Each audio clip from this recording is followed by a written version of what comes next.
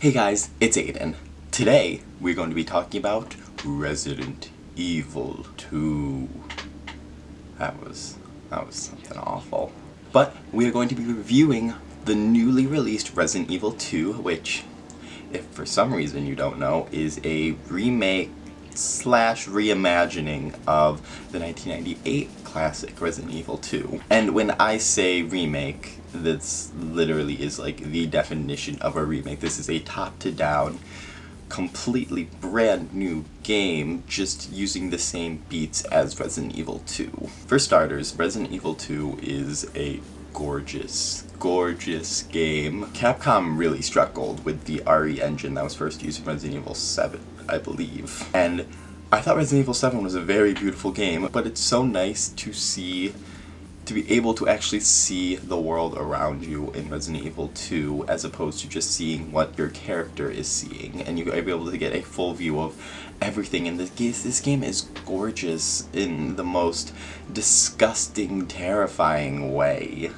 As a big horror guy, I love horror games, but I also freaking hate horror games because I hate being scared as much as I love getting scared, and good God, is this game scary. There's always a sense of dread, an underlying sense of dread you have while playing, and, you know, maybe it was just me, maybe I'm just a giant baby, but there were very few times when I felt safe, and that was mostly in the safe rooms, and even then I wasn't entirely sure.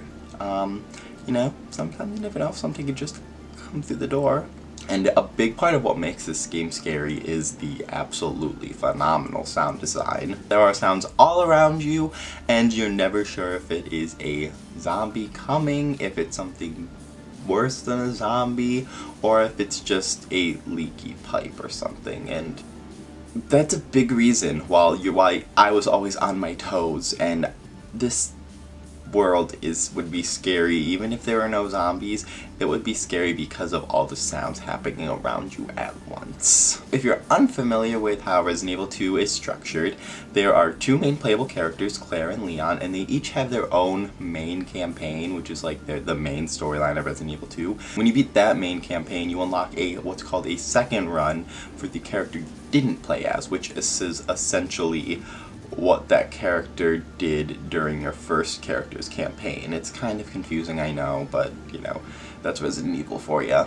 So, for what I did is I played as Claire for the main campaign, and then I did a second run as Leon, which I think is the canon, technically, way that's supposed to go, but, like, that's a huge debate. Now, there aren't really any major differences between the two campaigns. They're essentially hit the same beats. You go through the police station, they go to the underground area, and etc., etc. But the big difference is the middle and which character you meet. Claire and Leon each meet a different character who is then playable at a certain point in the game, but besides that, the game's both storylines hit the same beats. So, don't go playing as a different character's campaign expecting something completely different. If you're going to play a run of Resident Evil 2, you definitely need to play a main campaign and then a second run, because that is how you unlock the full storyline, because there's some extras at the end of a second run that kind of ties everything together. I wish there were a little more variety between the second run and the main campaign, and let's just, well, right after that, the second run is so much scarier. It's terrifying. Zombies come at you more. When I first played it, within the span of 10 minutes, I got like 2 herbs, a new gun, and a cutting tool, and I was like, God damn it, what are they gonna do to me? In some ways, it doesn't feel like the game acknowledges that the other character was there, because I solved the same puzzles that supposedly Claire should have solved to get out of the police station, and, you know, certain things happened during Claire's storyline that aren't found in Leon's second run, so it's a minor complaint. I just wish it would acknowledge the existence a little bit more, really help this world feel more connected.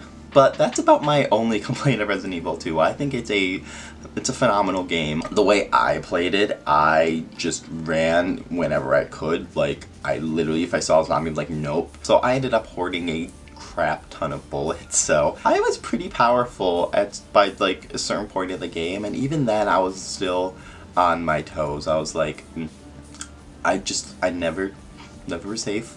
I think the puzzles here are really, they're not as in your face as they were in Resident Evil 2. They're not as obscure and random and like, what the heck is this? There's only a few real puzzles in Resident Evil 2, but these puzzles do take quite a bit of time. They do require you to explore all over the map that you have available at the time. Like, for example, it's not really a spoiler, to get out of the police station you need to find some medallions that are hidden throughout the police station, and you know, you just solve puzzles to get that, but that's really the only puzzle in that game.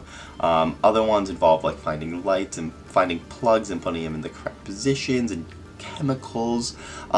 So there's not a ton of puzzles to solve, but there are big and involved puzzles that will take up quite a bit of time. If you've seen Resident Evil 2, you know it is very much inspired by the gameplay of Resident Evil 4, but it's even less of an action game than Resident Evil 4 is. Obviously there is an action element to it. I would call it an action game in some respects, but there's focus is much more on exploring this world and solving these puzzles as opposed to zombies. The zombies are just a nuisance to get you out of the way. We need to talk about Mr. X.